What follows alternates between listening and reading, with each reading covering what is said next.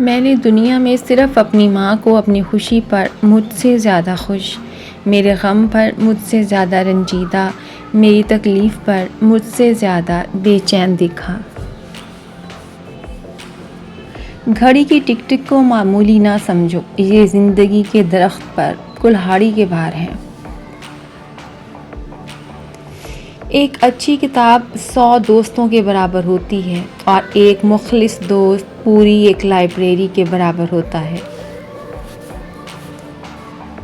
جب انسان کو کسی سے رشتہ توڑنا ہوتا ہے نا، تو وہ سب سے پہلے اپنی زبان سے مٹھاس کو ختم کرتا ہے۔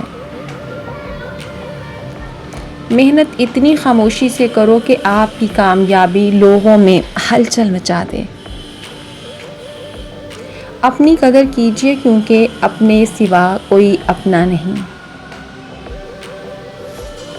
جن میں اکیلے چلنے کا حوصلہ ہوتا ہے نا، ایک دن انہی کے پیچھے قافلے ہوتے ہیں۔ اپنوں کو ہمیشہ اپنی موجودگی کا احساس دلاتے رہو، ورنہ وہ وقت دور نہیں کہ وہ آپ کے بنا جینا سیکھ جائیں گے۔ کامیابی انسان کو بدلتی نہیں بلکہ بے نقاب کرتی ہے۔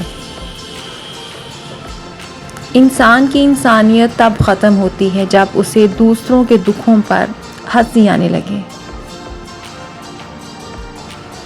گفتگو میں سب سے بڑا مسئلہ یہ ہے کہ ہم سمجھنے کے لیے نہیں سنتے، بلکہ ہم جواب دینے کے لیے سنتے ہیں۔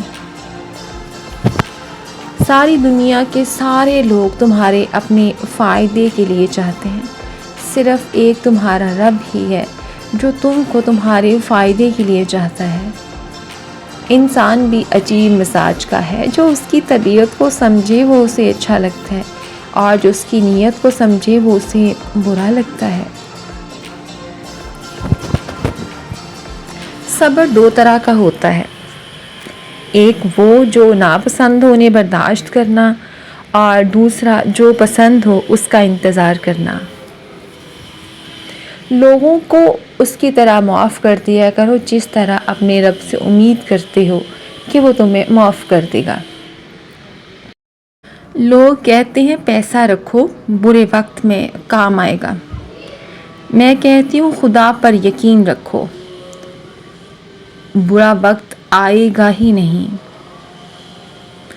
علم اور عقل چاہتے ہو تو سننے اور پڑھنے کی عادت کو زیادہ کر دو اور بولنے کی عادت کو کم۔ صرف باتوں کو سمجھو اور تحقیق کرو۔